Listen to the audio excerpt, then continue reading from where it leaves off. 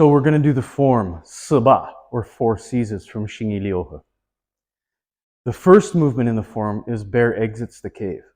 So what I'm doing is, with my feet together, I turn my right foot slightly out to the side, settle my weight into it, and kick out my left foot into this toe up position. This is called wind sweeps the cobblestones, this type of kick. It's meant to attack an opponent's ankle. Now with my hands, as I do that, my hands reach up in front of me, my right in front of my left, and then they tear apart.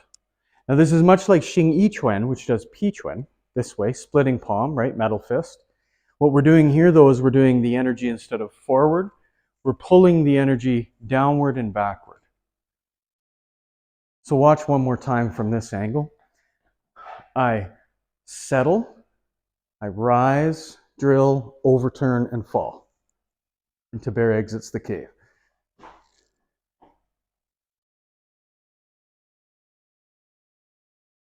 Make sure in detail that your hands are running over top of each other using your index fingers. What you're trying to do is align all of the force that comes out of your hands into a single point. Whenever you do Xinyiliuhe, you're always looking at a wedge. So I'm looking to put as much force into as small a space as possible. Part of that is learning to line your structure up. So in my posture, you can see this lineup of force moving through my fingers.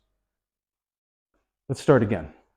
The first move in the form, Saba, or 4 seizes, is bear exits the cave. So to do this, I move my right foot outwards, post into it, my left foot kicks through with a wind sweeps the cobblestones kick, and then my right hand rises, followed by my left, then falls and tears apart. So again, I move, lift, and open. Bear exits the cave. All my weight's in my back leg.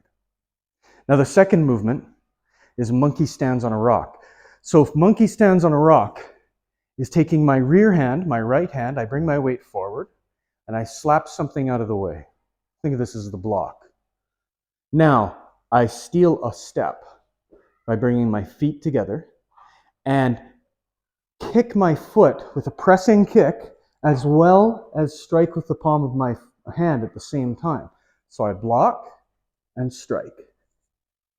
Monkey stands on a rock. So I'll go from the beginning, bear exits the cave, monkey stands on a rock.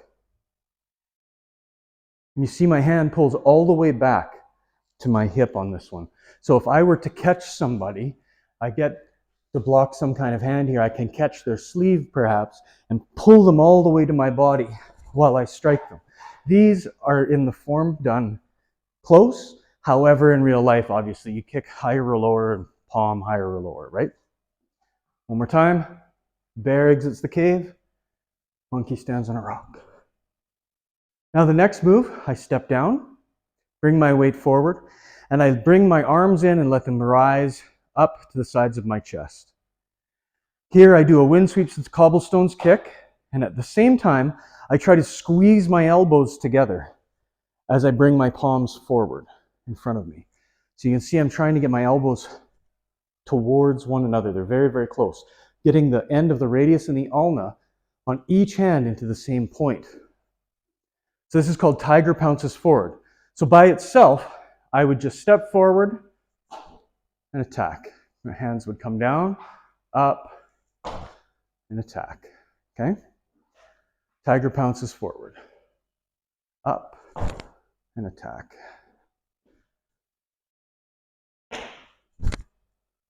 So in the form, the bear exits the cave, monkey stands on a rock, tiger pounces forward. So this is my right hand, well, both hands, and my right foot. My weight's still in my back leg, okay?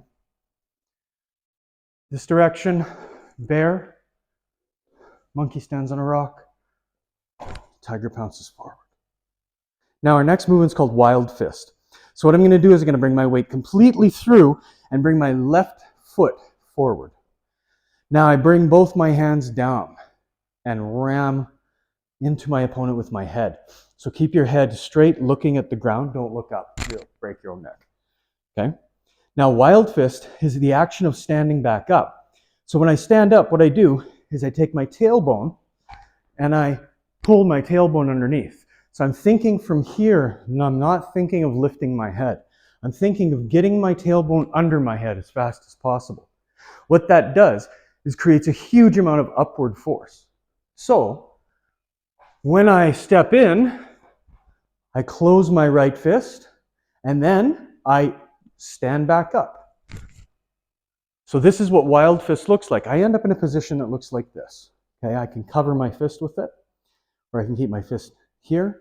What this is called Yan Shou, which means like protecting hand, okay? You see it in Tai Chi and stuff too. Whenever you see this kind of thing, like in wild fist, this hand isn't part of the strike. This hand is the block. So I engage with an opponent, right? So say I'm doing my form, bear exits the cave, monkey stands on a rock, tiger pounces forward. I move his hands out of the way, try to headbutt him, doesn't work. He's going to punch me in the face. So this is most likely a block, a cover, keep me from getting killed, and an uppercut. But I'm training this uppercut power on both sides. So when you train it right-handed or left-handed. This is a really important type of force in Xinyiliuhe. So we have the first line. So let me do it towards the camera for you. Bear exits the cave. Monkey stands on a rock. Tiger pounces forward. And then I step down, step through, wild fist.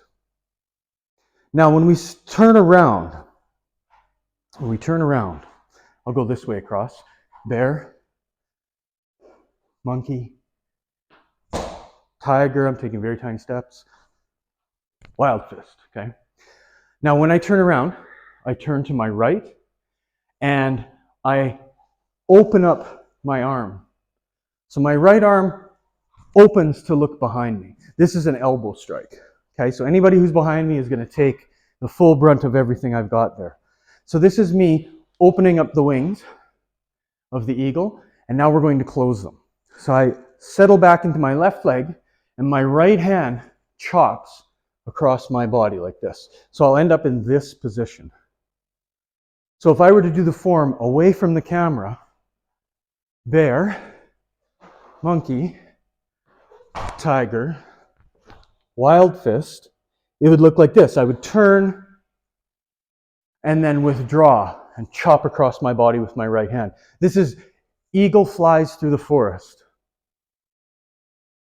Now the next movement from here, if I go one more movement, is that we're going to bring our right hand down by our groin, and we're going to step straight through with our left foot into the same step once again, and now my right hand rises as high as I can put it, about almost directly above my head, not quite. You'll see here that my bottom hand is turned, so my pinky finger's towards the camera. This is to protect your femoral artery, okay? This is armor essentially right here. And I'm reaching up through and down through my middle fingers. Okay, this is called Phoenix spreads its wings. Phoenix spreads its wings. So I turn around, let me do the wild fist thing this way. Bear exits the cave. Monkey stands on a rock. Tiger pounces forward. Wild fist. Eagle flies through the forest. Come down with my right hand and then let it rise. Phoenix spreads its wings. Last part of Phoenix spreads its wings, you'll notice, is that as I come through from here, is that I hit my own forearm. So as I'm going past my heart, that's when the forearm hits happen. There's a lot of them in Xingyi. Every time you hear that or feel that as you're practicing, that's indicating that you're taking somebody else's limb and you're trying to push your limb through it. So in this case, I turn around, I'm open, right? So a punch comes at my head, I block that one, I'm open, the second punch is coming. This is my closing block. This is my, I'm safe for a second. Now, if I were to catch somebody's arm inside here, in a perfect world, I'd be able to step through and go right through their elbow or something, right? That's one way of looking at this move. There's a couple, actually. It's a very interesting movement, this. Phoenix spreads its wings. Okay, one more time. facing this way so you can hopefully follow. Bear exits the cave. Monkey stands on a rock. Tiger pounces forward. Wild fist. And I'm off camera, but you know what it is now. So from wild fist, eagle flies through the forest. Phoenix spreads its wings. Now our next movement from Phoenix spreads its wings is called sit in heavy chop. So now heavy chop means what I'm going to do is take this huge open movement and I'm going to close it. So from above and below. So my right foot comes up and actually lifts. So I end up in a kind of a crane stance here. Notice that I'm not pointing my foot down. These kinds of crane stances are meant to be close range with somebody and you're hitting them in the groin with your toes. And as I move downwards, this chop matches to my foot. Okay, that's what we're looking for. Now my other hand will also rise to protect my head. So the whole movement done very slowly is like that. Okay, so from Phoenix spreads its wings to sit in heavy chop. One more time, I'll just do it from the other side. Eagle, Phoenix, heavy chop. Okay? Looking good. Let's keep going. Why not? So one more time, all the way through to heavy chop. I'm going to start facing the other way this time, though. Bear exits the cave. Monkey stands on a rock. Tiger pounces forward. Wild fist. Eagle flies through the forest. Phoenix spreads its wings. Sit in heavy chop. Then we step forward, and I'm leaning forward as I step into a big bow stance here. Now, this is tiger whips its tail. And what I'm doing is the same as before. I'm pulling my tailbone back underneath my head to try to get vertical force. So here, I put the vertical force into the bones of my forearm. So I'm hitting, the way of thinking of this is I'm hitting with the tiger's mouth, this part of the body. And I'm doing it with the swing straight up of my entire torso. Now there's another trick inside here though. So let's just get that right. So from heavy chop, tiger whips its tail. From here, I come up. Now here, right at the end, there's a lean forward. So what I end up doing is I have a lift and a push at the very end. So it's two directions to get this movement. So a lift and a push. A lift and a push. Tiger whips its tail. It takes a little bit of time, but when you practice it, make sure that you put it in two pieces if necessary to get things working the way you need them to.